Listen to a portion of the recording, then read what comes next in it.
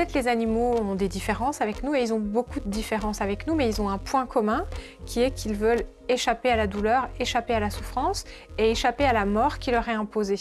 Donc à partir du moment où nous partageons cet intérêt avec les animaux, nous devons apporter aux animaux la même considération que nous apporterions à un être humain qui veut échapper à la souffrance, échapper à la mort. C'est difficile de définir la sensibilité. C'est une question qui est très complexe. La sensibilité, c'est quoi? C'est la capacité de ressentir la douleur, à avoir une vie satisfaisante et à fuir la douleur. Et la plupart des animaux autour de nous ont cette capacité-là. Et pour moi, c'est ça être sensible. La sensibilité, c'est une caractéristique biologique comme une autre. On pourrait se dire qu'elle n'est pas plus pertinente d'un point de vue moral que l'âge, la couleur de la peau, le sexe, mais non, elle a quelque chose de particulier. C'est qu'à partir du moment où un être est sensible, il est subjectivement conscient, c'est-à-dire qu'il est affecté personnellement par ce qui lui arrive, par ce qu'on lui fait. En fait, c'est à partir du moment où un être est sentient, qui peut éprouver des sensations, qu'on peut dire qu'il a des intérêts à défendre. C'est la sentience qui est fondamentale. C'est à partir du moment où un être ressent que ça a un sens de dire qu'on peut prendre en compte ses intérêts. Il y a une obligation morale à prendre en compte ses intérêts. Mais maintenant, c'est vraiment reconnu scientifiquement que ce sont des êtres doués de sensibilité. C'est même reconnu dans le code rural d'abord, code pénal et puis maintenant le code civil. Donc on le sait. Et même ça va même plus loin avec la déclaration de Cambridge de 2012 sur la déclaration de conscience des animaux. Donc on est au-delà de la sensibilité, on est même sur la conscience des animaux, notamment tous ceux qu'on mange. L'éthique, d'une manière générale, c'est la réflexion autour d'une question qui est simple, c'est que dois-je faire ? Ou que faire, ou que puis-je faire? Et là où cette question devient d'autant plus morale ou d'autant plus éthique, c'est quand on pense aux conséquences de ce que je peux faire sur autrui, sur autrui qui est capable comme moi de ressentir ce qui lui arrive, autrui qui est comme moi le sujet de sa propre vie, autrui qui a des préférences, autrui qui a des intérêts. Dire que les animaux sont intelligents, montrer qu'ils sont intelligents, qu'eux aussi font des choix, qu'ils ont des choix stratégiques, qui réfléchissent en fait leur vie, qu'ils délibèrent, c'est quelque chose d'extrêmement important pour pouvoir se projeter à leur place.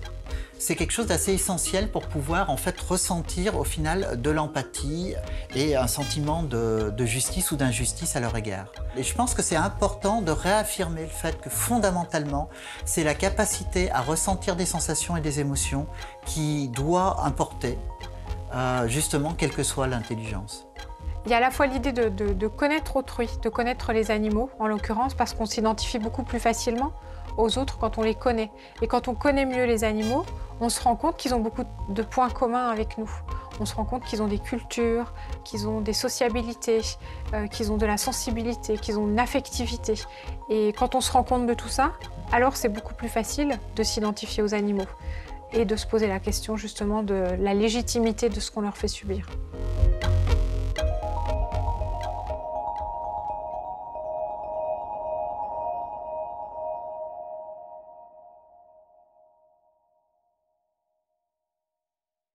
Mas come seu nhoque de polvo. Ah, mãe, tá bom. Esse polvo não é de verdade, né? Não. Então tá.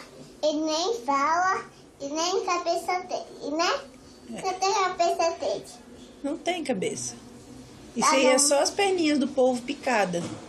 Ah, e a cabeça dele tá no mar? Tá lá na peixaria.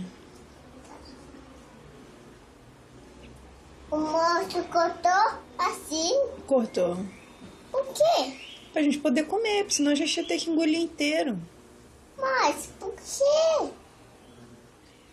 É pra comer, amor. Igual corta o boi, corta a galinha. Ah, a galinha? Ninguém come também. Ninguém come a galinha? É os animais. Quando a gente comer os animais, eles morrem. Ah, é. Por quê? Pra gente poder comer, meu amor. Porque eles morrem. Não gosto que eles morrem. Eu gosto que eles ficam em pé. É isso. Então tá bom. Então a gente não vai comer mais não, tá bom? Tá. Esses animais tem que cuidar deles, não comer. Tá certo, meu filho. Então come a parte da batata e do arroz. On vit dans une société où le rapport à la mort des animaux, c'est quelque chose qui est devenu très complexe. On a beaucoup de mal en fait à assumer la mort des animaux, les abattoirs, même la découpe des animaux. On a du mal à voir le corps de l'animal derrière les morceaux de viande. Donc c'est vrai que la viande est préparée et présentée d'une manière qui gomme complètement l'apparence de l'animal, qui fait disparaître les traces de la vie de l'animal. Et je pense que c'est ça qui contribue justement à ce qu'on consomme des produits animaux d'une manière peu consciente en fait, c'est-à-dire que dans cet acte alimentaire en fait on ne voit pas autre chose justement qu'un acte alimentaire, c'est-à-dire qu'on considère qu'il s'agit juste de consommer un produit et pas de participer, de contribuer à un système qui a mis à mort des êtres sensibles. On va s'arranger pour clairement distinguer le morceau de viande de l'animal mort pour qu'il y ait une coupure entre les deux et pour simplement voir un produit et pas un morceau d'animal. Donc là, les publicitaires et les gens qui font du marketing nous aident à ça parce qu'ils se rendent bien compte que ça pourrait être un frein à l'achat. Donc ils travaillent sur la distanciation. Nous ne sommes pas en présence de leur mort. Nous ne tuons pas nous-mêmes les animaux, tout ça c'est vraiment complètement mis à l'écart. Et c'est pourquoi tant de gens ont du mal à faire ce lien. Dans nos sociétés, les animaux sont des biens, c'est des propriétés. Ils sont vus comme des choses en fait, dont on est propriétaire, dont on peut disposer, dont on peut user et abuser. Et il y a une chosification de l'animal, des animaux, à ce niveau-là. Statutairement, juridiquement, ce sont des biens et ils sont vus effectivement comme des choses et traités comme tels, sans plus de ménagement, grosso modo, ce qu'on appelle le processus de réification. Et ils en viennent évidemment à ne plus exister par eux-mêmes, pour eux-mêmes. On leur dénie toute vie propre, toute subjectivité propre. On leur dénie le fait d'avoir des intérêts propres, etc. Je fais souvent un exercice en conférence où je parle de Esther. Esther, c'est une truie qui est adoptée par un couple de Toronto. Ils pensaient adopter un cochon nain. Finalement, ils ont réalisé que c'était pas du tout un cochon nain. Et c'est une truie qui aurait été une truie d'élevage qui pèse 500 livres. Donc, ça doit faire quelque chose comme 250 kilos. Et je raconte la vie d'Esther. Et Esther, elle est super heureuse. Elle habite avec ses papas dans un sanctuaire. Et elle a un nom, Esther. Donc, je parle d'Esther, je montre des photos d'Esther. Ensuite, je demande, est-ce qu'on mangerait Esther? Et évidemment, tout le monde dit, ben non. Et puis je parle, mais oui, mais c'est bon du jambon, c'est bon du bacon. On pourrait quand même avoir plein de jambon, plein de bacon avec Esther. Puis elle était bien traitée, c'est pas un problème de conditions d'élevage. Et puis, ben non, on veut pas manger Esther. Puis pourquoi? Ben parce qu'elle a un nom, parce qu'elle a une identité propre. Et les animaux qu'on consomme, ben, ils n'ont pas de nom. On oublie leur identité. Et c'est ce qui permet, je pense, de pouvoir les exploiter comme ça, sans culpabilité, parce qu'on oublie l'individu qui était derrière. Il y a parfois cette idée que on élève les animaux et en retour, ils nous donnent leur chair, donc un genre d'échange de dons contre dons. C'est quelque chose qu'on ne ferait pas avec des humains. On n'irait pas élever des enfants, puis à un certain âge, on leur dirait puisqu'on vous a élevé, là vous nous en devez une, donc on va vous manger, quoi. Et quand on ne peut pas translater un argument sur les humains, c'est qu'il y a un fond spéciste derrière l'argument. Le spécisme, c'est ce fossé qu'on a finalement creusé entre nous, êtres humains, animaux humains, et de l'autre côté, les animaux non humains, et qui fait que nos intérêts humains, même les plus petits, sont pris en considération bien plus que les intérêts des animaux. Et ça donne, par exemple, pour notre plaisir, on peut donner la mort à des animaux. Donc la vie des animaux vaut bien moins, infiniment moins, que le simple plaisir gustatif. C'est aussi une notion politique. Le mot, il a été construit par analogie avec les mots racisme ou sexisme, qui désignent aussi des discriminations arbitraires, fondées sur la race, le sexe, dont sont victimes des individus. Mais les mots racisme et sexisme, ils désignent aussi des idéologies qui structurent nos sociétés, qui construisent notre culture, qui sont complètement diffuses en fait dans notre représentation du monde, notre rapport au monde. Et de la même façon, le spécisme, c'est l'idéologie qui sépare les humains des autres animaux et qui fonde une sorte de supériorité humaine on prend aujourd'hui en compte les intérêts des autres humains parce qu'ils sont humains, parce qu'ils appartiennent à une communauté humaine, à la catégorie humanité. Mais en fait, ça n'est pas rationnel de s'arrêter aux seuls humains, et c'est un peu le cœur du combat antispéciste, contre le spécisme, c'est dire la notion d'égalité, c'est une notion qui n'est pas tenable rationnellement si elle s'arrête aux seuls humains. Le critère d'espèce, le fait d'appartenir à une espèce en particulier, donc, qui est un critère qui est biologique, donc qui est un critère qui est arbitraire, ne peut pas constituer en soi un critère suffisant de discrimination morale. Donc ça ne nous renseigne pas en fait sur la manière dont on peut traiter les individus ou sur la considération qu'on doit accorder à un individu, son espèce ou son sexe ou la couleur de sa peau ou son origine sociale ou son âge ne sont pas des critères plus pertinents que l'espèce à laquelle il appartient en fait. Voilà. Historiquement, il y a un arbitraire qui s'est développé dans la façon dont on utilise les animaux. Il y a des animaux qui sont réservés à un usage d'objets d'amour ou d'objets d'autorité, et d'autres qui sont réservés à un usage de consommation de leur chair ou de production d'œufs ou des trucs comme ça.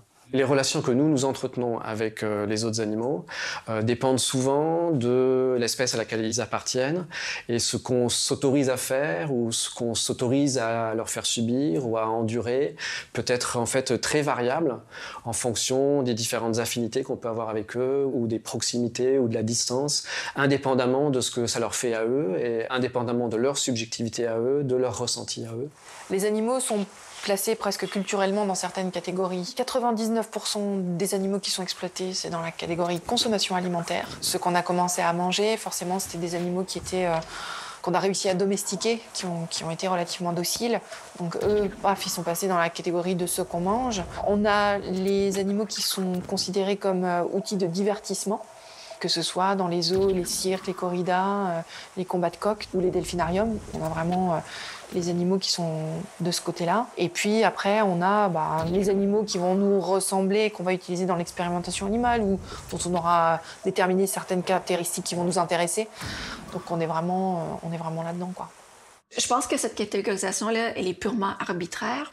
Elle est basée à la fois sur notre perception, mais je pense aussi sur l'utilité que les animaux peuvent avoir pour nous. Par exemple, les chats, les chiens et puis les animaux sauvages, on les considère comme relativement intelligents et très, très peu mangeables, alors que la vache et le poulet et le poisson, qu'on considère comme très, très mangeables, eux, on leur accorde très, très peu d'intelligence. Il n'y a pas de différence entre tous ces animaux. Ils ont la même sensibilité, ils ont la même conscience. Après, bien sûr, à des facteurs différents, mais ça ne repose vraiment sur aucun critère physique. C'est entièrement une construction sociale, une question de représentation de ces animaux. Et ce classement arbitraire-là varie évidemment d'une culture à l'autre. On donne toujours l'exemple de l'Asie où on consomme des chiens et ça nous scandalise, alors que nous, on mange du cochon, qui est un animal au moins aussi intelligent que les chiens, et ça choque à peu près personne. C'est quelque chose qui se transmet d'une génération à l'autre, mais qui se base sur absolument rien de réel. Je trouve que ça illustre très bien ce qu'est l'idéologie carniste, qui fait qu'on se sentirait offusqué de se voir présenter la chair d'un chien, par exemple, alors que c'est complètement banal que de manger du veau ou du cochon, etc. Enfin, c'est-à-dire un veau ou un cochon. Quand on pratique le carnisme, en fait, on considère qu'il est normal, naturel, nécessaire de consommer des produits animaux. Le carnisme, c'est cette idéologie qui a été identifiée par Mélanie Joy, c'est-à-dire cette idéologie, d'après elle, invisible et omniprésente qui nous pousse à consommer certains animaux. Ça implique d'étouffer notre compassion pour les animaux en général.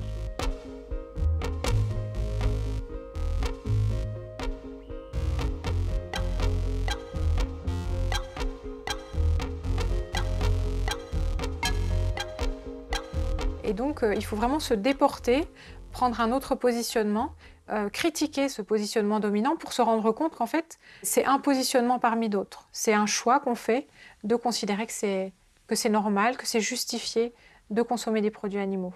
Le meurtre des animaux naturels, normal, nécessaire, c'est effectivement ce qu'on essaye de nous faire croire, quoi. Et c'est là-dessus que c'est ancré, justement, pour essayer de nous faire rentrer dans la norme.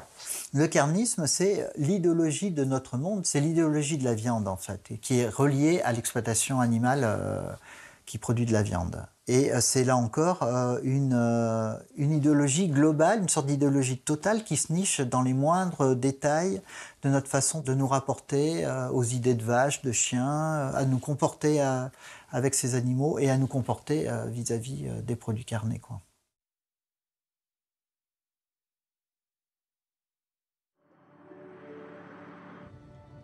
Six mois plus tard, Daniel donnait naissance à la première boucherie éthique du XXIe siècle. On a tous eu un peu de mal à comprendre ce qu'il voulait faire, en fait. C'était assez original comme démarche. On a même pensé qu'il était devenu un peu bizarre, un peu zinzin. Ouais. Finalement, il a bien fait. C'est un précurseur, on peut dire ça, un précurseur. Voilà, il faut qu'on réfléchisse un peu à notre façon de consommer, qu'on soit un peu plus responsable.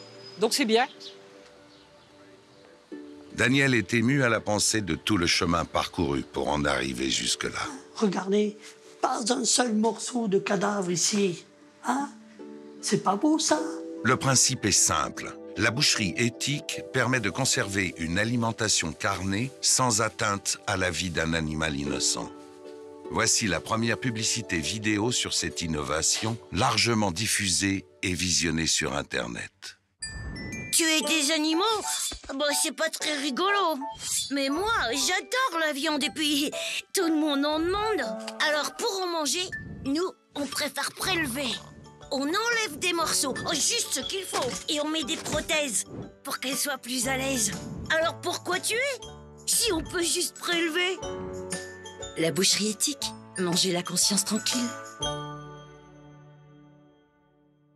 C'est vrai que c'est quelque chose qu'on veut pas voir, la mise à mort des animaux. Pour la plupart d'entre nous, si on devait tuer nos animaux nous-mêmes, on n'en mangerait pas.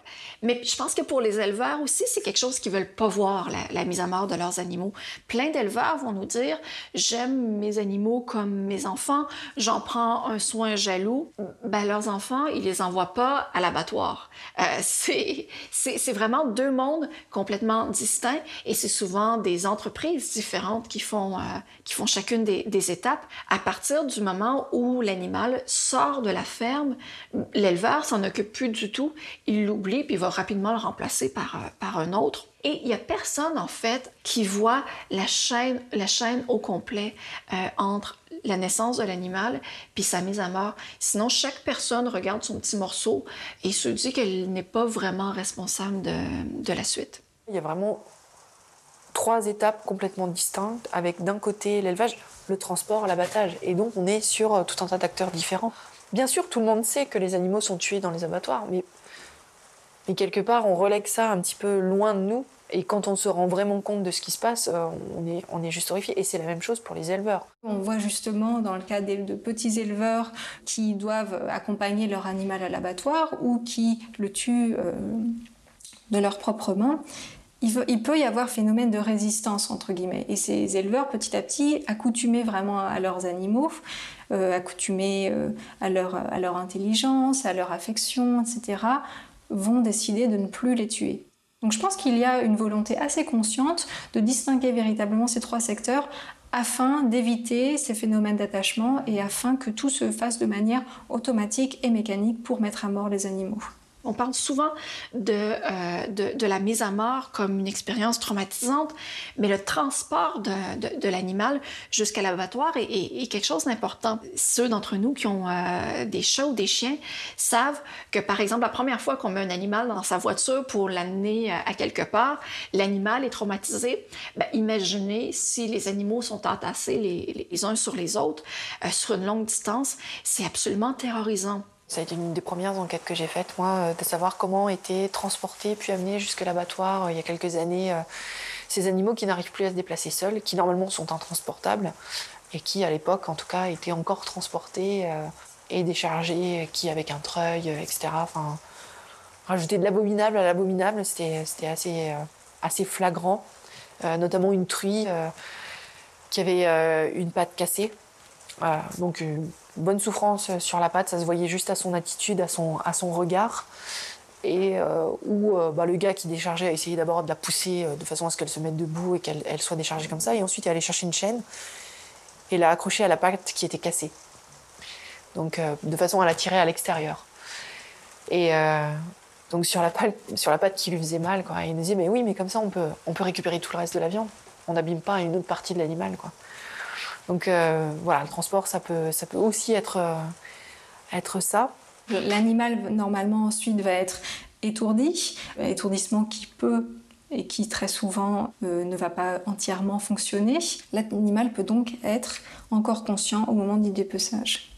Et puis l'étourdissement, il ne faut pas croire que c'est un moment, je suis un petit peu étourdie, je suis pompette, je m'endors calmement. Hein. Ce sont des procédés qui sont extrêmement violents aussi, avec soit pour les plus gros animaux, l'étourdissement par pistolet à tige perforante. Donc là, on va venir défoncer le crâne et abîmer une partie du cerveau de façon à rendre inconscients les animaux. Par décharge électrique, pareil, une décharge qui passe à l'intérieur du crâne pour venir court-circuiter le cerveau, hein, par d'électricité, allons-y. Ou alors le gazage, donc une fosse à dioxyde de carbone dans lequel on va descendre les animaux, ou pour les volailles, pareil, un caisson dans lequel elles vont être étourdies. C'est pas le bon terme finalement, mais voilà, on est toujours sur les termes qui font atténuer en fait ce qui se passe pour les animaux. Hein. Et pourquoi, on pourrait se poser la question, pourquoi on les étourdit simplement, pourquoi on les met pas à mort directement, paf, d'un coup on les tue? Parce qu'en fait on a besoin qu'ils soient encore vivants au moment où on va les saigner, de façon à ce que le cœur aide à évacuer le sang. Donc voilà pourquoi on étourdit les animaux et pas simplement on leur coupe la tête d'un coup et voilà.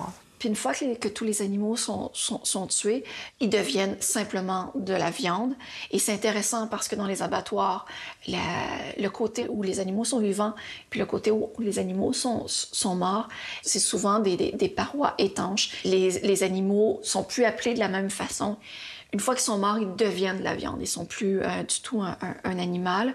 Donc, ils vont être éplumés, on va leur enlever leur fourrure, on va les dépecer. C'est des conditions de travail absolument abominables pour les travailleurs qui sont là. Et c'est important de le rappeler aussi. C'est des victimes de l'industrie de la viande. Le peu de règles de protection qui peuvent s'appliquer aux animaux vertébrés terrestres cessent totalement d'être prises en considération. On n'en parle même pas, les lois n'existent pas quand il s'agit des animaux aquatiques. Pour les poissons, là, on va être sur des processus où on va les pêcher avec d'énormes filets. Alors quand on dit d'énormes filets, on se dit « ouh là là, ça doit être grand », mais en fait c'est énorme. Enfin voilà, pendez un filet entre la tour Eiffel et la tour Montparnasse, vous serez encore assez loin de la réalité, quoi. Quand on remonte les chaluts, qui sont ces énormes filets de pêche en forme d'entonnoir. D'une part, les poissons sont pressés les uns contre les autres d'une façon telle que leurs flancs sont à vif, mais en plus, la remontée rapide fait que les gaz qui sont dissous à haute profondeur dans les fluides du corps se mettent à se dilater et en fait, ils explosent de l'intérieur. Ils ont souvent l'estomac qui sort par la bouche, les yeux qui s'exorbitent, etc. Et ils arrivent déjà à la surface dans un état de souffrance phénoménal. Et ensuite, ils vont être déversés sur le pont du navire, triés plus ou moins à la fourche, et vont agoniser, dans certains cas, pendant des heures. Ça peut durer jusque 4 heures, voire plusieurs jours, puisque certains, on va les réfrigérer. Et en fait, on va les garder en vie, comme ça. Voilà, il est frais mon poisson, ben oui, mais à quel prix, quoi. Beaucoup, du coup, vont être traités dans la foulée, c'est-à-dire éviscérés vivants. On va leur couper les ouïes, leur couper la queue, leur couper les nageoires, et les ouvrir et leur enlever les organes internes alors qu'ils sont encore pleinement conscients.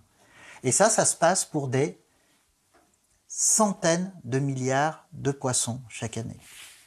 Et les conditions d'élevage elles-mêmes sont absolument monstrueuses. Souvent l'eau est d'une saleté repoussante. Et c'est des animaux qui vivent des conditions de martyrs toute leur vie durant. Une étude est sortie l'année dernière qui montrait que dans certains élevages, il y a jusqu'à 25% des saumons qui se laissent mourir de dépression, c'est-à-dire qui vont cesser de s'alimenter, cessent de nager, restent à la surface de l'eau et se laissent dépérir et mourir, quoi. En fait, effectivement, on parle de meurtre alimentaire, de meurtre avec préméditation. Les animaux, on les fait naître pour les tuer. Dans l'industrie de la viande, en fait, tout est planifié, à la fois les naissances, l'élevage, le nombre d'animaux qu'on fait naître, etc., en fonction de l'état du marché. Et en fait, tout ça est déjà programmé dans la vie de l'animal, dans l'agenda de l'éleveur, dans l'agenda du couvoir, dans l'agenda du transporteur et dans l'agenda des abattoirs. Donc, la vie des animaux d'élevage, elle est programmée de A à Z, elle est même programmée avant leur naissance, en quelque sorte, oui. L'exemple des poulets de chair est intéressant parce que leur vie est vraiment réglée au quart de tour, à la journée près. À 42 jours, ils sont tués. Peu importe si ce poussin-là était exceptionnel, était particulièrement sympathique ou gentil, ils sont tous tués après 42 jours. Leur individualité est complètement oubliée dans le système. Ils sont que des machines à produire de la viande et dans un système où tout est mesuré, tout est contrôlé. La plupart des animaux qui produisent des bébés animaux qu'on mange sont inséminés artificiellement. Il n'y a rien de naturel là-dedans. L'industrie manipule vraiment toute cette production de bébés animaux qui va faire d'autres machines à produire de la viande, des œufs puis du lait. Souvent, on pense que les vaches produisent du lait comme les pommiers produisent des pommes. C'est un animal qui produit du lait et on ne pense pas que...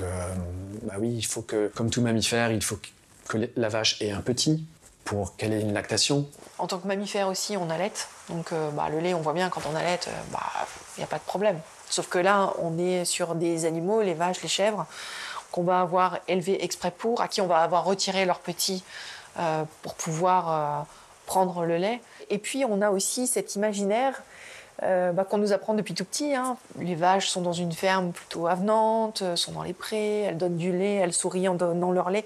On a toujours cette espèce d'image d'Épinal d'animaux qui sont heureux et heureux de donner aux êtres humains les œufs, le lait, alors que la réalité, elle est tout autre. Les vaches ne produisent pas naturellement du lait, elles produisent du lait parce qu'elles donnent naissance à un veau et qu'on leur arrache le veau à la naissance pour qu'elles donnent du lait à la treilleuse. Et au bout d'un an, elles vont donner naissance à un autre veau, et comme ça, 4 ou 5 fois. Mais donc, on ne la voit pas, la souffrance, parce qu'on a l'impression que c'est naturel de produire du lait. On ne voit pas la souffrance psychologique qui est causée par la séparation du bébé avec sa mère. Et on ne voit surtout pas qu'après 4 ou 5 ans, elle va être transportée sur des longues distances et abattue comme tous les autres animaux pour devenir de la viande. Des pays où il y a une proportion importante de la population qui sont végétariens, comme l'Inde par exemple, sont un des plus gros exportateurs de bœuf au monde. Donc les Indiens mangent très peu de viande de bœuf, mais ils ont beaucoup de vaches parce qu'ils consomment des produits laitiers, du yaourt par exemple. Et ils vont exporter leurs vaches mortes dans des pays limitrophes où ailleurs on va manger de la viande. Dans l'économie de l'industrie laitière, les veaux et le prix de la vache qu'on va vendre à l'abattoir font partie de l'équation. Donc c'est vraiment la même chose quand on consomme du lait, du fromage, du yaourt.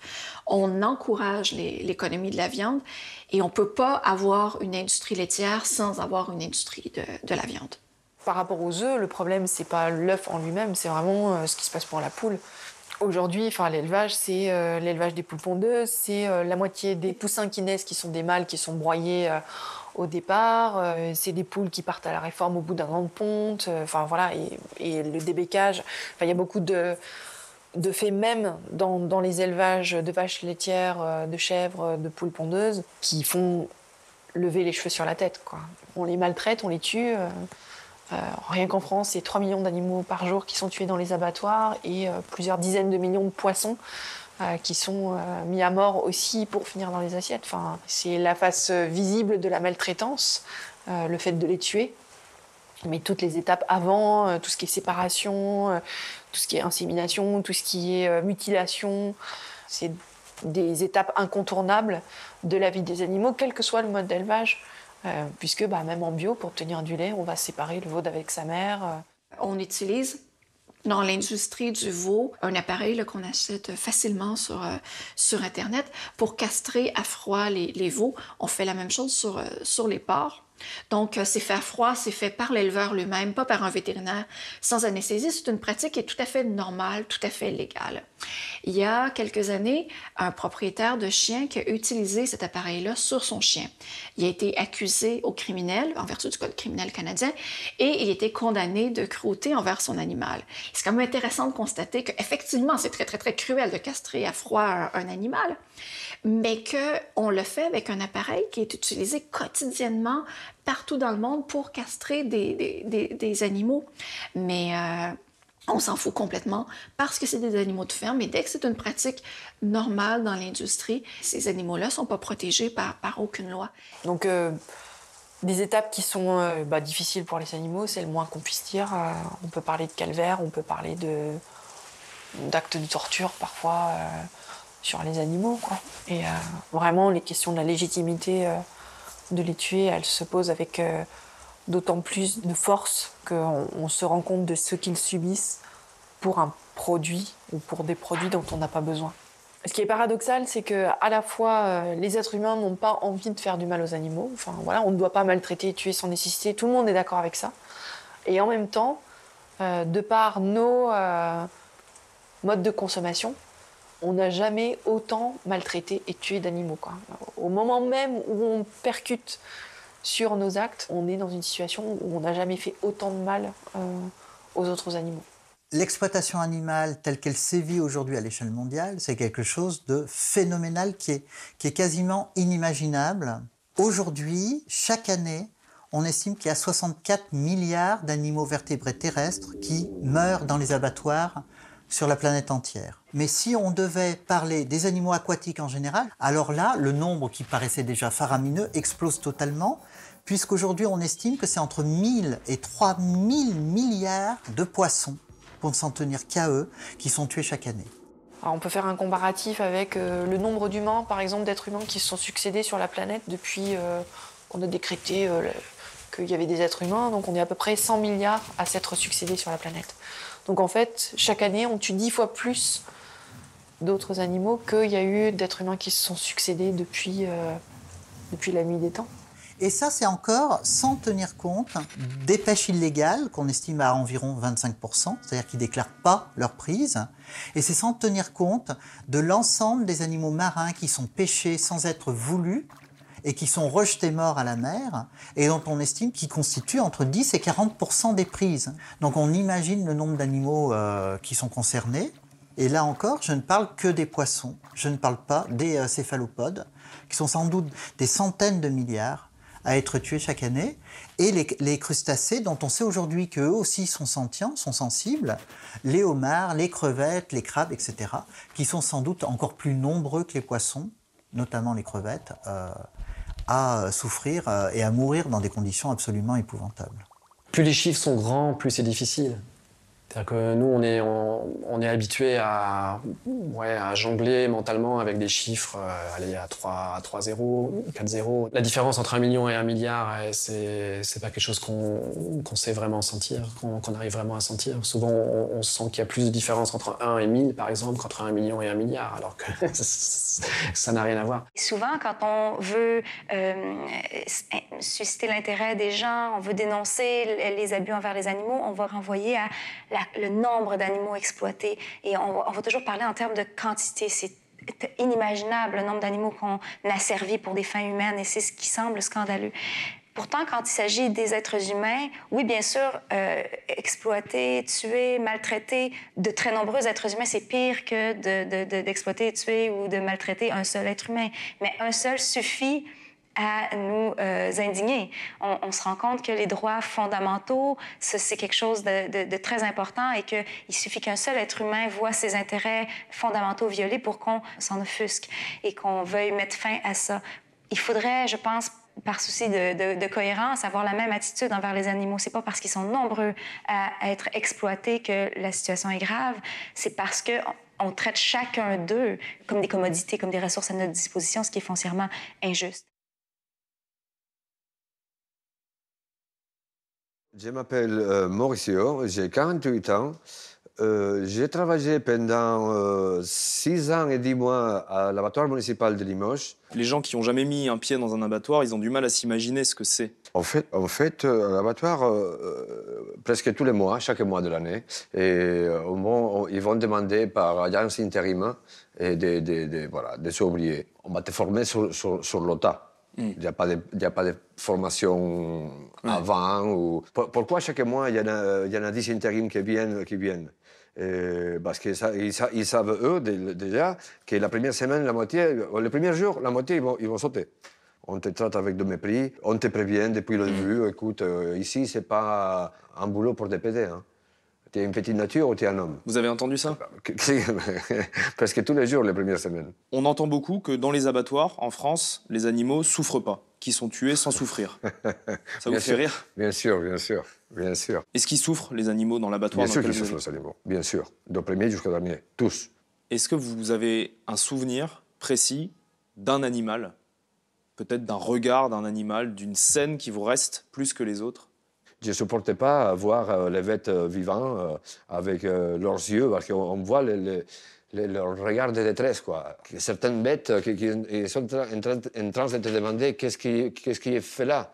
Sors-moi d'ici, s'il te plaît. Vous, est-ce que psychologiquement, vous avez été atteint par ce boulot? Bien sûr, j'étais en stress post-traumatique. Est-ce que vous faites des cauchemars des fois? Est-ce que vous repensez à l'abattoir? De moins en moins, mais il y a toujours des cauchemars. Me voir, m'habiller en blanc, mettre mes bottes, mon casque, mes bouchons d'oreille, mon tablier, prendre mes couturières. Et jusqu'à quand je vais arriver à mon poste, là, je me réveille. Là. Les gens ne ressentent pas le fait de manger un animal comme étant responsable de le tuer. Mais justement, on ne se rend pas compte qu'on est commanditaire d'un meurtre, finalement. Qu'on a payé, finalement, quelqu'un pour le faire. C'est ce qu'on dit un petit peu, quoi. Finalement, les ouvriers d'abattoir, c'est le bras armé de notre porte-monnaie. Effectivement, nous, on donne l'ordre de tuer. Si tout le monde arrêtait de consommer, on arrêterait de tuer. Dans les élevages et dans les abattoirs, on veut de la rentabilité. On veut abattre une certaine quantité d'animaux, en fait, à la minute. Et ça n'est pas du tout compatible avec moins de souffrance pour les animaux. Maintenant, il y a certainement des mesures qui peuvent être mises en œuvre et qui vont peut-être réduire un petit peu la souffrance, la détresse des animaux, mais ça ne rend pas du tout cet abattage acceptable, en tout cas. Tuer humainement, oui, quelque part. Ça s'appelle l'euthanasie et c'est fait dans l'intérêt de celui qui va mourir, pas dans l'intérêt de celui qui va en tirer profit. Donc ça va être le soulager de souffrance qu'on ne sait plus soulager. Ça va être une fin de vie qui est douloureuse et qu'on va abréger. Voilà, ça c'est tuer humainement. Mais tuer pour manger l'autre, non, là on est loin de ça. En abattoir, on peut pas, et c'est justement le problème, c'est-à-dire qu'on ne peut pas injecter des produits aux animaux puisqu'on va consommer leur viande. Si on pouvait faire ça, on réglerait pas mal de choses. On réglerait à la fois la question de la mise à mort et à la fois la question de l'étourdissement, puisqu'on pourrait faire des anesthésies comme ça avec un produit avec lequel l'animal s'endort. Mais si c'est une solution pour pouvoir continuer à manger des animaux, ça me semble, d'une part, indéfendable moralement, au même titre qu'il serait indéfendable moralement de tuer humainement des humains pour une raison ou pour une autre. On n'euthanasie pas les animaux de boucherie, on n'euthanasie pas les animaux pêchés, etc., quoi. Quand on va consommer des animaux, il y a quelque chose qui peut se produire parce que d'un côté, il y a une empathie spontanée pour les animaux et puis en même temps, il y a plein de gens les personnes non véganes en particulier, qui consomment des animaux. Donc cette action, consommer des animaux, et consommer des animaux, ça implique que l'animal a été maltraité minimalement quand il est passé par l'abattoir. Consommer des animaux et puis les aimer, ça produit cet état qu'on appelle de dissonance cognitive, qui est un état inconfortable. On se rend compte en fait qu'il n'y a pas seulement nos croyances qui ont une influence sur nos comportements ont une influence sur nos croyances. Je mange de la viande et donc je vais avoir tendance à croire que les animaux sont faits pour ça, qu'ils n'ont pas vraiment mal, qu'ils n'ont pas d'intelligence, etc., etc. On est dans une sorte de paradoxe, c'est-à-dire qu'on veut manger de la viande, mais on ne veut pas que les animaux souffrent et on n'aime pas trop l'idée que des animaux soient tués. Donc la dissonance cognitive, c'est l'ensemble des stratégies, des stratagèmes qu'on va développer pour que ce paradoxe soit résolu. Donc il y a deux façons de le faire. Une qui est toute simple, qui est de manger autre chose, de laisser les animaux vivre. Et puis l'autre qui est d'invoquer des arguments impérieux, par exemple le fait que les éleveurs sont aux petits soins, enfin tout un tas de récits en fait qu'on se fait pour atténuer en fait la contradiction dans laquelle on est entre nos valeurs et nos pratiques. Les gens tiennent à imaginer un élevage respectueux, une mort humaine, etc., une viande heureuse, comme on dit, ce qui est une expression abominable, en fait, qui justement occulte totalement l'animal et sa vie propre.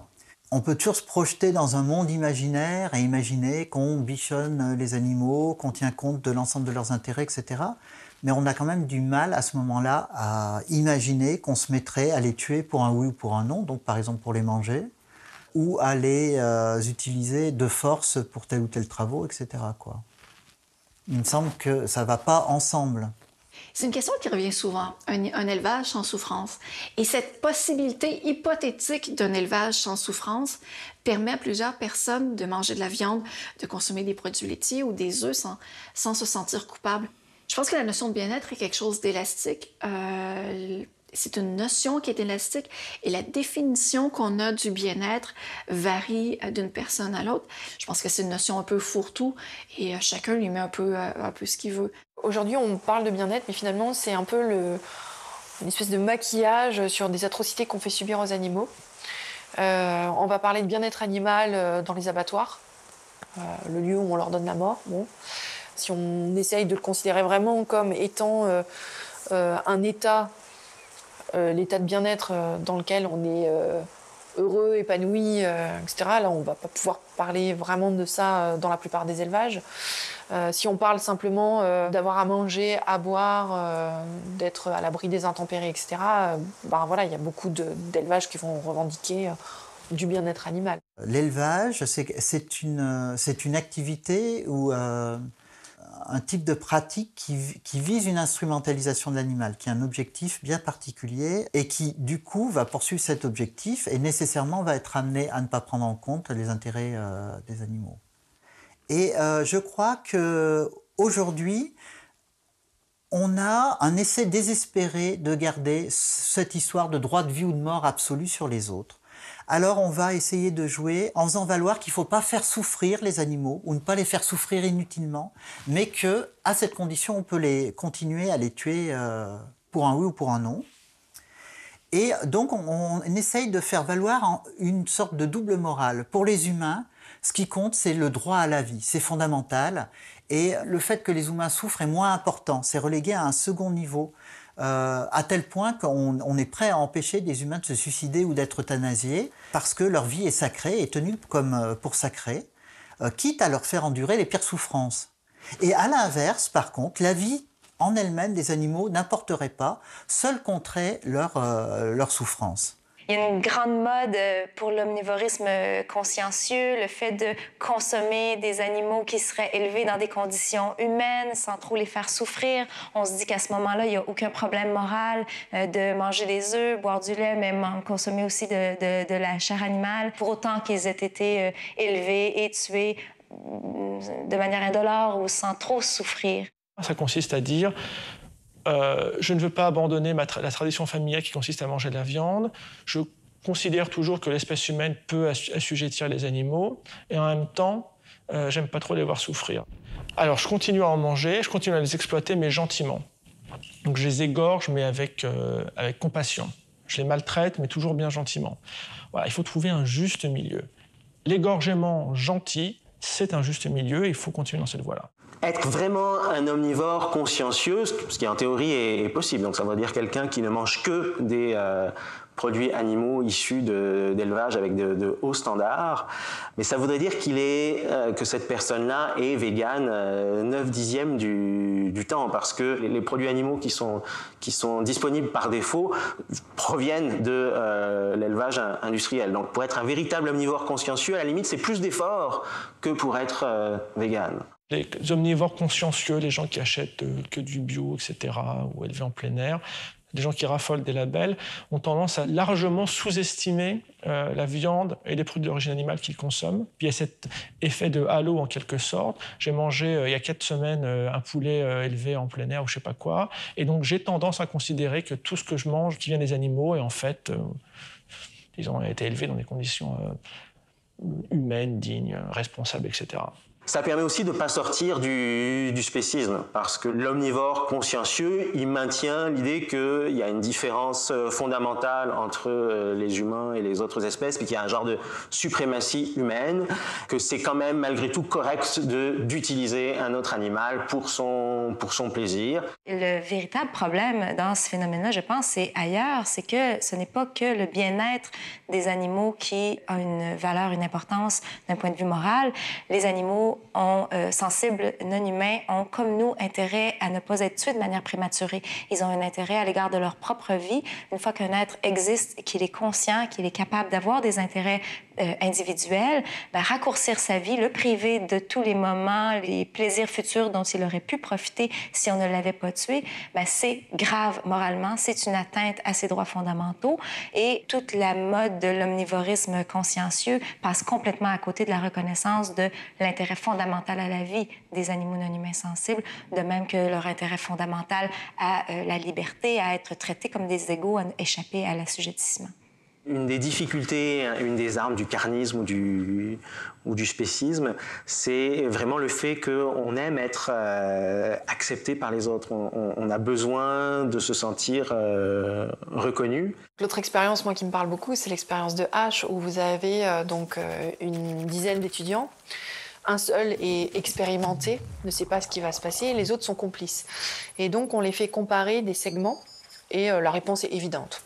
Et en fait, les 9 premiers étudiants vont répondre quelque chose de faux, et le 10e va répondre faux. Alors que dès qu'il y en a un qui se permet de donner qui donne la bonne réponse, à ce moment-là, il s'autorise à répondre vrai. Il y a une phrase de Tobias Linaert, le vegan strategist, qui est bien, qui dit « Tout le monde mange de la viande parce que tout le monde mange de la viande ». Donc c'est vraiment le conformisme. L'être humain est super conformiste. Là, on est des animaux sociaux. Donc on veut faire ce que les autres font. On ne veut pas être exclu socialement. On craint par-dessus tout l'exclusion sociale.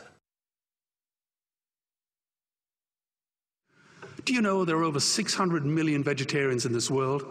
And that is bigger than the United States, England, France, Germany, Spain, Italy, Canada, Australia, New Zealand, all put together. If we were one nation, we would be bigger than the 27 nations of the European Union. Can you believe that? And despite this massive demographic footprint, we are still drowned out by the raucous hunt and shoot and killing cartels who believe that violence is the answer when it should not even be a question. Peace is not just the absence of war, it is the presence of justice. Justice must be blind to race, color, religion, or species. If she's not blind, she will be a weapon of terror. And tonight, there is unimaginable terror in those ghastly Guantanamos we call factory farms or slaughterhouses. Believe me, if slaughterhouses had glass walls, we wouldn't be having this debate tonight. You see, I believe another world is possible. Let's get animals off the menu and out of these torture chambers. Please vote tonight for those who have no voice. Thank you.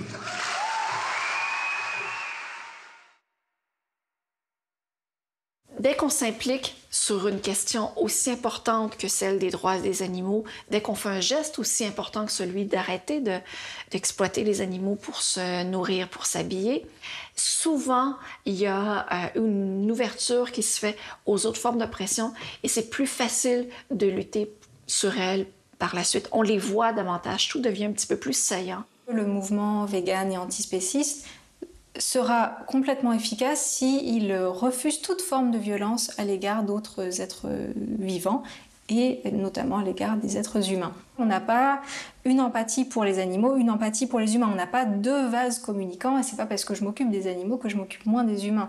Dans les faits, il y a des études qui ont été réalisées, en psychologie sociale notamment, et qui montrent que les personnes qui éprouvent plus d'empathie envers les animaux tendent à en éprouver davantage envers les humains. Donc plus on est empathique envers les animaux, plus on est empathique envers les êtres humains.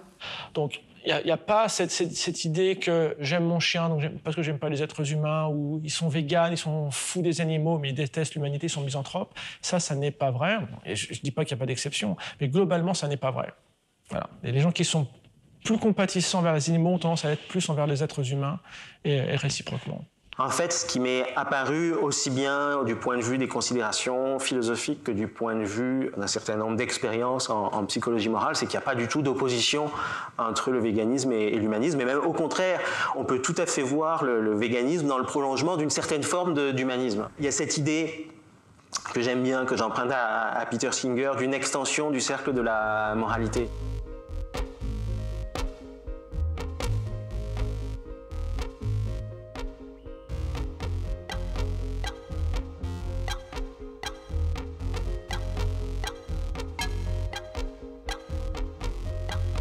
Ce que dit Singer et ce que constate un certain nombre d'auteurs, c'est que probablement la nouvelle étape de cette inclusion, c'est de franchir la barrière de l'espèce et puis d'inclure dans le cercle de la moralité les animaux non humains. Aujourd'hui, il y a une autre manière de voir le monde, et cette manière de voir le monde, elle est en train de se diffuser de plus en plus dans la société aujourd'hui, c'est-à-dire une vision du monde anti-anthropocentriste. L'être humain n'est pas par nature au cœur et au sommet de l'univers.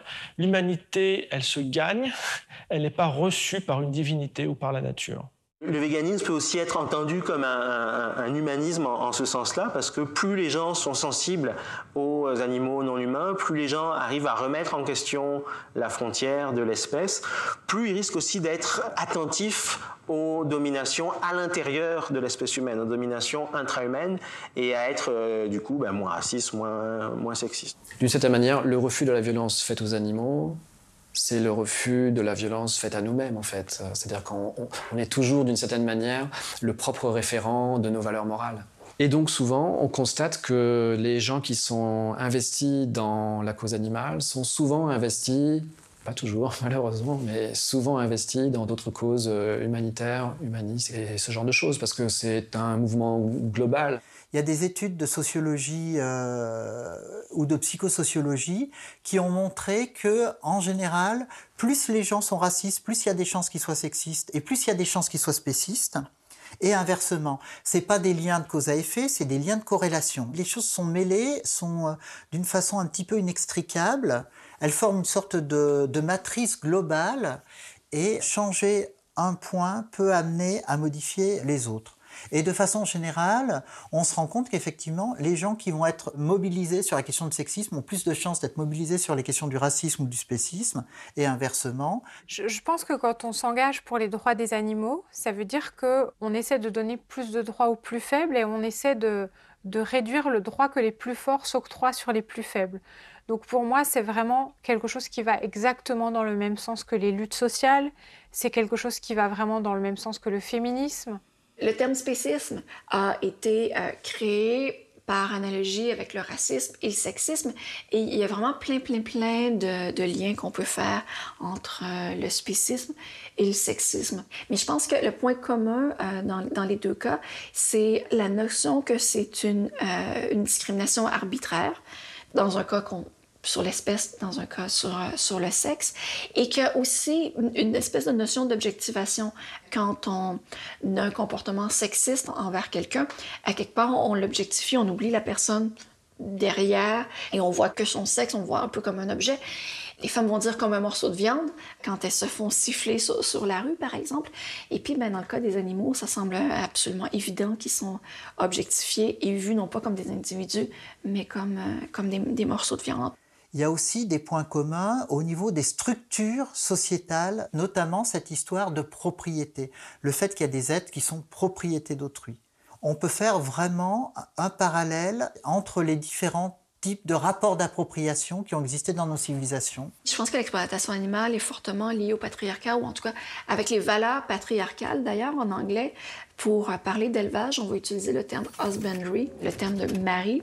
De la même façon que la femme appartient traditionnellement à son mari, les animaux appartiennent aussi à cet homme chef de famille. Donc, dans les logiques de domination patriarcale où on exploite les plus faibles, les femmes, on exploite aussi les animaux.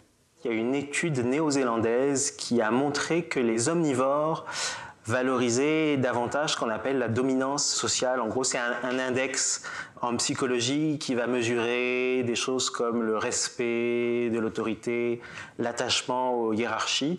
Et donc, les omnivores ont un score plus élevé en dominance sociale que les végétariens ou les véganes, qui de leur côté vont davantage valoriser des choses comme la justice ou comme l'égalité. La viande, c'est la nourriture des dominants. Hein? C'est la nourriture des riches. C'est la nourriture de celles et ceux qui ont atteint le penthouse de la société. Et ces caractéristiques-là de puissance, de richesse, sont aussi associées avec des caractéristiques typiquement viriles, en guillemets. En tout cas, dans nos sociétés, la consommation de viande est fortement associée avec la virilité. On va dire que les vrais mâles vont manger de la viande. Traditionnellement, on a associé véritablement la viande à la virilité et cette image est restée et c'est profondément ancré. Il y a vraiment aussi l'idée d'une sorte d'hétéronormativité qui est associée à cela. Donc on voit vraiment que le thème à la fois de la virilité, mais également celui du sexisme, celui de l'hétérosexisme, tous ces thèmes sont profondément ancrés dans la consommation de viande. Ce dont il faut se rendre compte, c'est que c'est simplement la même tendance à la domination, la même tendance à l'oppression. Ce sont les mêmes mécanismes qui sont utilisés lorsqu'on est violent envers un être humain, envers un autre animal. Il ne s'agit pas d'une violence de nature différente. C'est ce que reconnaissent de plus en plus les auteurs en éthique animale. Les écoféministes, par exemple, vont souvent décrier l'intersectionnalité ou des oppressions et surtout la communauté des racines de l'oppression. Le mouvement antispéciste, c'est un mouvement égalitariste, qui est un mouvement qui souhaite qu'on accorde la même considération aux intérêts des autres animaux qu'à ceux des humains, et qui donc s'oppose à la discrimination fondée sur l'espèce, c'est-à-dire au spécisme. C'est un mouvement politique qui vise à changer notre société pour qu'elle cesse d'être fondée sur le spécisme, pour se décentrer et se préoccuper du sort de l'ensemble des êtres sentients, des êtres sensibles. Si on est vraiment antispéciste, la conséquence toute naturelle, c'est d'être végane, évidemment, puisqu'on ne va pas vouloir exploiter, faire souffrir, assujettir, tuer un animal sensible, simplement parce qu'il est un animal non humain. Dans le monde francophone, on a le mot végétalien pour décrire le simple régime végétal. Le véganisme, par comparaison, par opposition au végétalisme, c'est un engagement politique. Et la question qu'on peut se poser, c'est est-ce qu'on doit abandonner la notion parce qu'elle ne serait pas suffisamment politisée ou au contraire, avant qu'il soit trop tard, essayer de la récupérer et de la faire nôtre et de la politiser, de la lier à l'antispécisme ou en tout cas au refus de la domination humaine, de l'exploitation des animaux par les êtres humains. Si bien que c'est à nous si on veut, de donner son plein sens politique à la notion, de se rendre compte que le véganisme, c'est rien de moins qu'un mouvement de justice, un mouvement progressiste, un mouvement social et politique pour un élargissement de la justice qui engloberait tous les autres animaux. Quand on fait quelque chose pour une raison morale, on considère que c'est pas juste pour soi. Si je suis devenu végane, c'est pas parce que je considérais que moi, je dois arrêter de consommer des produits animaux. C'est parce que je considère qu'il est mal, en général, de consommer des produits animaux. Et donc, avec ce « en général » vient le fait que j'ai envie d'essayer de convaincre les gens. Après, il y a des façons plus ou moins habiles de convaincre les gens. Et j'essaye de ne pas être moralisateur au sens péjoratif du terme, mais reste que ce que j'amène sur le tapis, ce sont des raisons morales. Les véganes, ils sont nécessairement moralisateurs, je dirais, parce que le véganisme, c'est une question morale et politique, une question de justice fondamentale. Nier l'aspect moralisateur du discours végane, ça reviendrait en quelque sorte à reconnaître que c'est une question de mode de vie, de préférence personnelle, de choix individuel. Alors, c'est tout sauf ça. C'est une position politique, une position de justice fondamentale. Il faut reconnaître et surtout assumer l'aspect moralisateur de cet engagement-là. Je pense qu'on gagnera bien mieux à ne pas être directement moralisateur, mais à faire comprendre aux gens qui mangent encore des animaux qu'il s'agit là d'un conflit avec leur propre morale. À savoir, les gens en général aiment que leur soient attachées des valeurs, par exemple de tolérance, de justice, de bienveillance. Ils n'aimeraient pas qu'on pense d'eux qu'il s'agit là de personnes qui sont mauvaises, méchantes, indifférentes, etc. Toute la difficulté, mais également tout le succès potentiel d'une stratégie de promotion du véganisme et de l'antispécisme, ça va être de faire comprendre à ces gens que le fait de manger les animaux est contraire à leur propre morale. Personnellement, j'ai pas l'impression que j'ai changé de valeurs morales. Des valeurs morales comme la volonté de justice, la volonté d'égalité. J'ai simplement appliqué ces valeurs morales à la question de l'éthique animale et de notre rapport aux animaux. Ce qui a changé en revanche, c'est ma perception morale. Donc c'est plus la façon dont on identifie ou pas des problèmes dans notre environnement que les valeurs de base que j'avais. Donc je dirais qu'il n'y a pas eu de profond changement de valeur morale. En revanche, il y a une perception morale renouvelée. Le problème du tramway est une célèbre expérience à propos de l'éthique. Dans son format classique, cette expérience indique qu'il y a 5 personnes attachées au rail d'un tramway et qui ne peuvent pas s'échapper. Un tramway lancé à pleine vitesse s'approche dangereusement et menace de tous les tuer. Vous êtes debout à côté d'un levier qui peut dévier le tramway sur une autre voie et sauver ces 5 personnes. Mais il y a un hic. Sur l'autre voie, il y a une personne attachée. Donc en sauvant 5 personnes, vous tueriez une personne à la place. Que feriez-vous ? La réaction la plus fréquente est de tirer le levier pour sauver le plus de personnes possible. Mais le problème se complique si la personne sur la deuxième voie est un membre de votre famille, par exemple. Les gens deviennent tout de suite plus hésitants si le choix devient de sauver 5 inconnus contre un membre de sa propre famille. C'est un dilemme éthique mais peu réaliste. Il est quasiment impossible de se retrouver face à un tel choix. Maintenant, voyons ce dilemme avec un twist, ou un autre angle de vue. Imaginons qu'à la place de ces 5 personnes, on mette des animaux sur ces rails. Et de la même façon, un tramway s'apprête à tous les tuer. Feriez-vous le choix de tirer le levier pour les sauver ? Je sais ce que vous pensez. Oui, mais qui est sur la deuxième voie ? Et voici le twist. Personne. Rien, nada, que dalle. Donc tout ce que je vous demande, c'est feriez-vous le choix de tirer ce levier pour sauver ces animaux sans défense ? Il n'y aura aucune victime ou conséquence à tirer ce levier. Que feriez-vous ? Vous tireriez ce levier, non ? Maintenant, quelle sera votre réaction si je vous disais que cette fois, nous ne sommes pas face à un problème virtuel ou hypothétique ? C'est un vrai choix que vous pouvez faire chaque jour pour sauver des milliards de vrais animaux. Tirer le levier s'appelle adopter un mode de vie vegan. Le choix vous appartient. Ce choix est réel. Ressentez-vous le dilemme éthique ?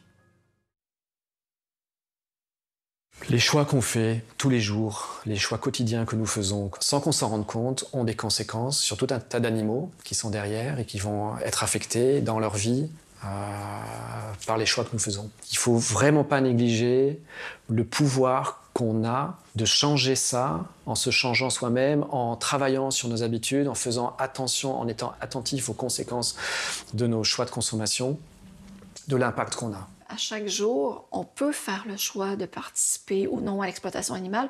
On fait des choix politiques à chaque repas.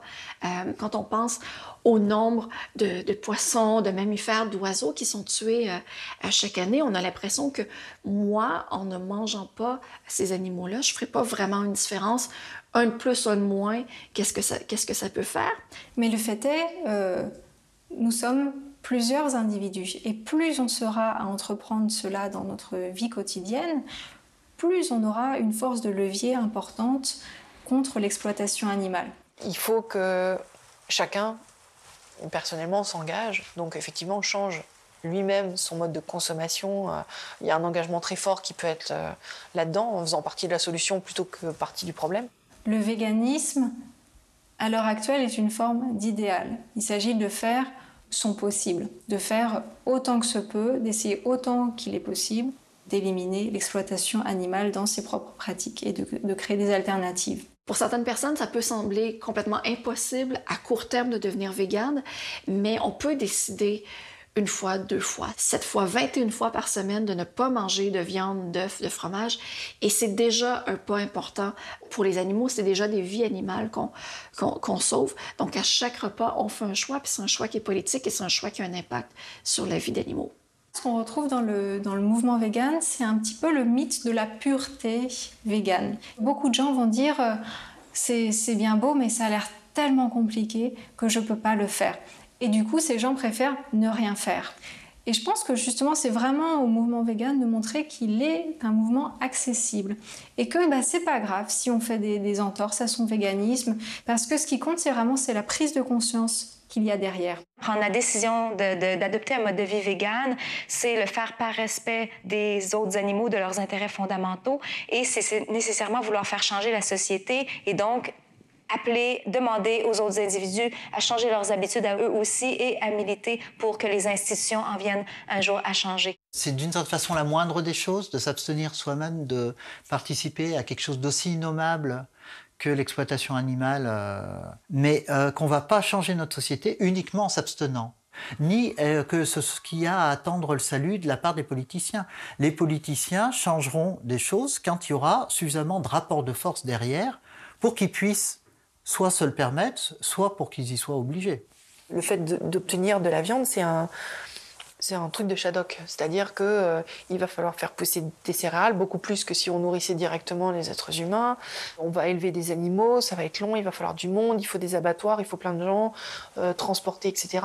Enfin, voilà, c'est une espèce de truc absurde, ridicule, mais qui, du coup, fait qu'il y a plein d'intermédiaires et plein de gens qui s'enrichissent au passage. En laissant sur le carreau tout un tas de gens, parce qu'on ne peut pas dire que les éleveurs s'enrichissent, par exemple. C'est un système social de domination qui existe à travers des institutions, à travers une histoire, une idéologie, etc., qui bénéficie à certaines catégories d'humains qui sont prêts à se battre pour le maintenir.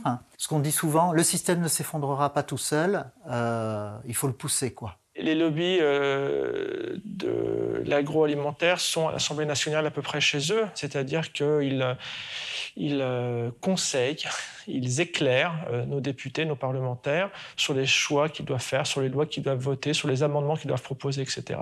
Égoïstement, ils ont tout à fait raison. Si j'étais à la tête d'un immense groupe agroalimentaire, j'irais voir les parlementaires pour les inciter, les différentes manières de voter des lois qui m'arrangeraient. Donc c'est tout à fait logique, c'est le fonctionnement de la démocratie. Parallèlement, c'est des industries qui sont donc très, très riches et qui investissent énormément dans le maintien du statu quo, voire à la croissance de leur industrie, comme n'importe quelle industrie.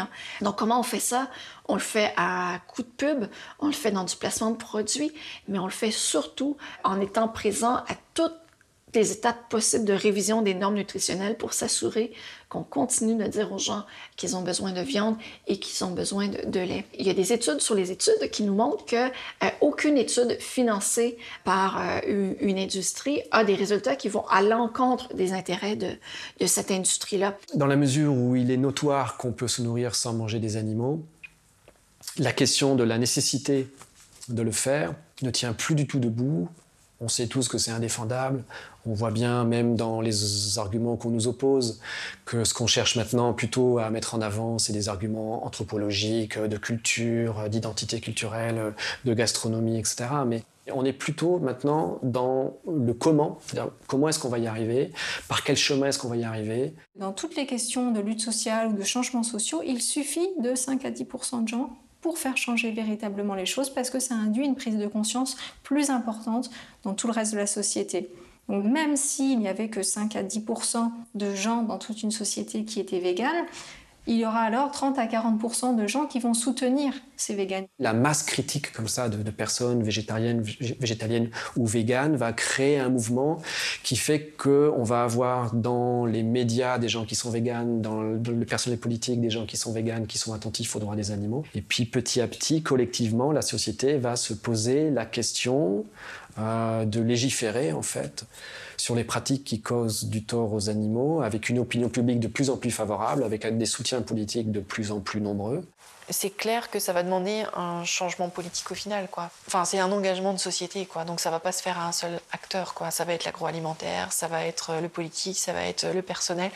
On est vraiment sur justement une conjugaison de tous ces facteurs qui fait qu'on va pouvoir amener notre société à considérer différemment les animaux, quoi. Il faut agir sur plein de fronts en même temps. Donc, il faut déjà se battre pour accorder des droits aux animaux pour que ce soit de plus en plus difficile de les exploiter. On ne doit pas attendre que les humains cessent d'exploiter des animaux pour leur donner des droits. La question politique me semble très, très, très importante à ce niveau-là. Un des premiers objectifs du mouvement animaliste, c'est d'obtenir la reconnaissance de droits fondamentaux ou de droits basiques pour les autres animaux, pour les animaux non humains, ceux qu'on exploite tout particulièrement. Ça consiste à respecter leurs intérêts fondamentaux, et les intérêts fondamentaux auxquels on peut penser, c'est l'intérêt à vivre, l'intérêt à ne pas être maltraité, à ne pas être torturé, puis l'intérêt à la liberté aussi. Le fait d'être dans une cage, ça va quand même à l'encontre d'un droit fondamental. C'est des droits qui en eux-mêmes constituent un enjeu considérable, parce que si les animaux se voient accorder ces droits-là, c'est la fin, d'ores et déjà, d'emblée, de l'exploitation animale qui structure nos sociétés. Il y a beaucoup de gens dans nos sociétés qui sont en faveur d'un meilleur traitement des animaux, mais qui ne sont pas complètement opposés à l'exploitation de ces animaux-là. Alors, je pense que c'est peut-être à eux que devrait revenir le travail de demander une exploitation plus gentille des autres animaux, une amélioration des conditions d'élevage, par exemple. Nous, les abolitionnistes, ceux qui refusent, qui veulent abolir l'exploitation des animaux, je pense qu'on devrait à ce moment-là, si on veut qu'il reste une voix pour ce genre de position, je pense qu'on devrait ne pas avoir peur de dire les choses comme elles sont. Alors moi, je milite clairement pour la fermeture des abattoirs, ou dit autrement, pour l'abolition de la viande. C'est-à-dire pour que nos sociétés prennent la décision de cesser d'exploiter les animaux et interdisent des pratiques qui vont à l'encontre des intérêts fondamentaux des animaux. Je pense qu'il s'agit d'un problème qui n'est pas strictement un problème individuel. C'est pas à chacun de décider en son âme et conscience qu'il va continuer à faire tuer et à faire souffrir des animaux. C'est aux sociétés, à nos sociétés, de prendre position sur ce point moral fondamental et d'en tirer des conclusions. Et ça passe donc par l'interdiction de pratiques aussi généralisées aujourd'hui que la consommation de viande, mais aussi, malheureusement, la consommation des œufs et des laitages, etc. On voit bien que la bataille des arguments, d'une certaine manière, elle est gagnée. Qu'aujourd'hui, comparé à il y a 15 ans, on a beaucoup moins besoin d'argumenter, d'apporter des arguments. Les fondements des droits des animaux, ils sont à peu près entendus. Maintenant, c'est la question de mais qu'est-ce qui se passe ensuite ? Comment nos rapports se transforment ? Quelle est cette société de demain ? Et là-dessus, on est vraiment au tout début de ces réflexions-là, quoi. Donc oui, c'est imaginable, mais justement, on a du mal à l'imaginer parce qu'on ne s'est jamais projeté aussi loin, quoi. On voit des progrès, on voit des ouvertures, des changements de regard, et on se rend compte que, bah oui, c'est réalisable. Et c'est là où ça va devenir intéressant, justement, sur non seulement à quelle société on veut arriver, mais aussi quels sont les différents chemins pour y arriver. The category of domesticated animals, as we use it, extends beyond the case of companion animals or pets to also include what we call farm animals or food animals. And in the case of domesticated animals, what is our relationship to them? We have brought them into our society. That's what domestication means. We have taken them out of the wild, bred them to be dependent on us, and incorporated them into our society. And I think justice, therefore, means recognizing that they are members of a shared society with us. We have made them members of a shared society. And so then we need to ask, what are the rights of membership for those animals that we have brought into our society? In the human case, the category that we use for acknowledging membership is citizenship. So the way in which we affirm that someone truly is a member of our society is by according them citizenship. So we could ask, what would it mean? Can we make sense of the idea that domesticated animals are co-citizens of a shared society with us? And what would follow from that? I think it's a different way of getting at the animal rights question and might generate more positive proposals for justice. What we want is to find a way of domesticated animals living and working with us, because I think work is part of membership in a shared society, but which enables us to view them as equal members of a shared society rather than a caste group that just exists to serve us. From my point of view, this is the fundamental problem in our relations with domesticated animals. Il y a toute une réflexion autour de l'éthique animale pour savoir si finalement, les animaux doivent être considérés uniquement comme des patients moraux ou aussi comme des sujets moraux. Autrement dit, est-ce qu'ils sont seulement capables de souffrir, voilà, est-ce qu'ils sont passifs, ou est-ce qu'on peut considérer que les animaux, ce sont des agents moraux, qu'ils expriment aussi certaines valeurs, certaines préférences? Il y a deux philosophes canadiens, Wilkie Milka et Sue Donaldson, qui ont publié Zoopolis, qui est, à ce que je sache, un des premiers essais qui montre ce que serait un monde post-révolution végane, si on veut. Eux, ce qu'ils défendent, c'est une vision de l'abolitionnisme qui est différente, par exemple, de celle de Gary Francione, qui, lui, a une perspective qui est extinctionniste. Il veut véritablement l'abolition de l'exploitation animale, mais également la fin des relations avec les animaux. Tandis que la perspective coopérationniste développée dans le livre Zoopolis nous montre qu'il est tout à fait possible d'avoir des relations sociales avec les animaux, mais qui ne soient pas symboles de domination ou d'exploitation. Dans Zoopolis, ils considèrent qu'une bonne façon de tenir compte des animaux domestiqués, c'est de leur conférer un statut de citoyen. Cette idée de citoyenneté à ce niveau-là, c'est l'idée que les animaux sont capables de manifester eux-mêmes leurs besoins et leurs désirs, et que c'est à nous, par contre, d'avoir la volonté de les prendre en compte, et que c'est à organiser d'une façon collective. Je ne suis pas en train de dire que les animaux auraient droit à une éducation gratuite ou auraient droit de vote, mais ils auraient au moins le droit à la vie, ils auraient des droits qui sont importants pour eux. Je pense que c'est tout à fait évident quand on voit les animaux qui essaient d'échapper au couloir de la mort, qui refusent cette mort en fait. On n'a pas besoin que l'animal exprime dans un langage verbal le fait qu'il ne veut pas être tué. C'est quelque chose qui est tout à fait évident. Et en fait, on est capable de tirer des conclusions à partir des comportements. Et c'est quelque chose qu'on admet tout à fait quand il s'agit d'êtres humains. Et je pense que c'est quelque chose qu'on peut vraiment étendre aux animaux et qui permet justement de s'intéresser à la volonté des animaux et de ne pas simplement les considérer comme des êtres passifs qui ne font que souffrir et qui ne manifestent aucune volonté. Ça demande de revoir complètement nos façons d'interagir avec les animaux, évidemment, mais c'est tout à fait possible. Ça peut paraître un peu utopique et lointain, mais en tout cas, ça fonctionne assez bien pour penser ce que serait une société non spéciste. Mais il y a un gros travail à faire parce que l'habitude est profondément ancrée, quoi. Il y a plusieurs milliers d'années de spécisme à digérer. Il y a 200 ans, on ne pouvait pas s'imaginer que les personnes de race noire aient des droits équivalents aux personnes de race blanche. On ne pouvait pas s'imaginer que les femmes aient des droits équivalents aux hommes. Et aujourd'hui, même s'il reste du sexisme, même s'il y a du racisme, c'est quelque chose qui nous semble être un idéal envisageable.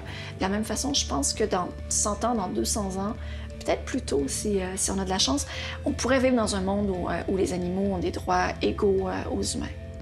À ce niveau-là, notre responsabilité, à mon avis, est immense. En tant qu'humains, nous sommes aux manettes de la planète, qu'on le veuille ou pas, et les orientations qu'on va donner à nos civilisations vont se révéler déterminantes dans les décennies, les siècles et les millénaires à venir.